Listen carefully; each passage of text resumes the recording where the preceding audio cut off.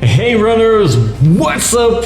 Welcome back, your go-to channel for all things running related. If you struggle to tolerate high carb intake, don't worry, it is trainable and I'm going to show you exactly how you can achieve this feat. So let's go!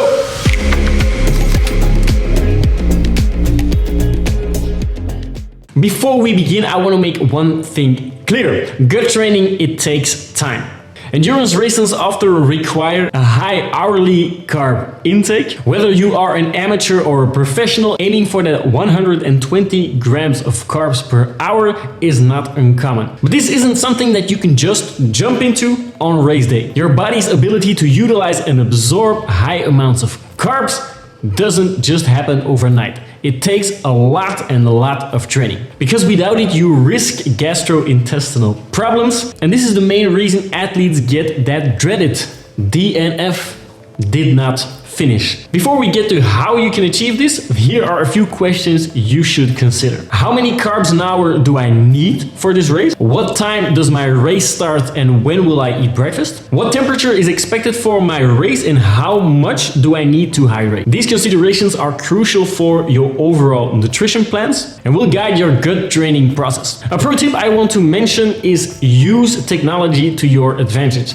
There are apps that can help you with this, like eatmyride.com or Eat My Right app. Here you can simulate your race day and this will tell you exactly how much carbs you need for your event. Number one is practice weekly gut training days. Dedicate one day a week to practice your race day nutrition and start this wherever you feel comfortable. If your goal is to intake 90 grams of carbs per hour and you know you can handle 30 grams per hour, then start with 30. Gradually increase this amount of carbs with small steps like 10 grams per week. Now, what form of carb is best?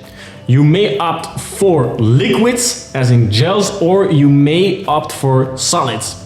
This depends on your race, or you could also opt for both. Solid foods in combination with hydration is often easier handleable for your gut, but if your event makes it difficult to chew on solid foods, then just opting for race gels might be what you need to do. Remember, everyone's strategy varies, so it's important to practice your personal nutrition plan. Second tip is plan your pre-race meal. Determine what you are going to eat as your last meal before the race. This usually is breakfast. Ensure it's available if you are staying overnight in a hotel and aim for at least 1 gram of carbs per kilogram body weight. For instance, if you're 80 kilograms like myself, you should opt for a breakfast or your pre-race meal of 80 grams of carbs. Pre-race meal should be something you are used to eating and you know you digest well. And typically it's best to eat this meal 2 to 3 hours before the race. If you have an event very early in the morning and you know you struggle with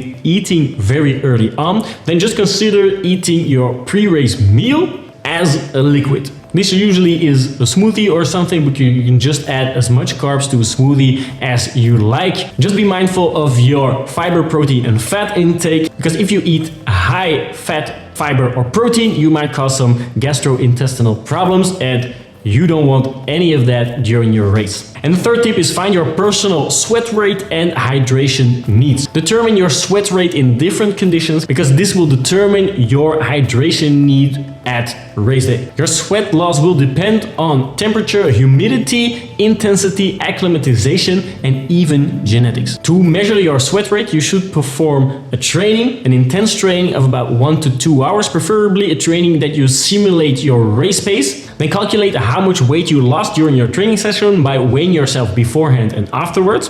And here you can calculate how much liquid or fluids you lost during 1 hour.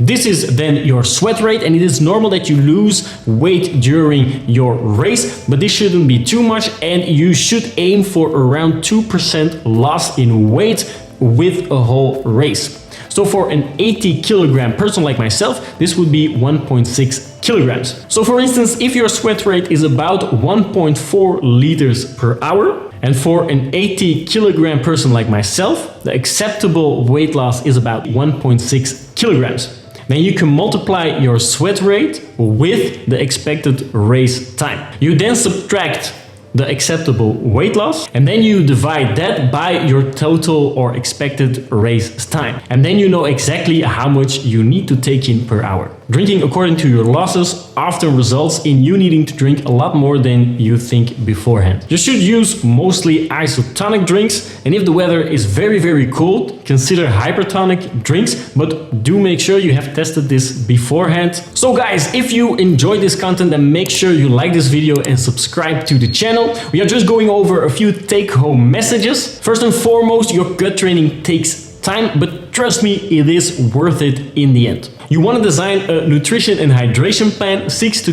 10 weeks before you start your race. Have a weekly gut training day, plan and practice your pre-race meal, and find your personal sweat rate to determine your hydration needs. Thank you guys so much for watching. Again, if you enjoyed this video, then make sure you hit the like button and subscribe to the channel. There will be a lot more content coming in the next week, so stay tuned because I'm going to provide a ton of value, and I really hope you guys will have an amazing summer with fantastic races and events. See you guys in the next one. Bye.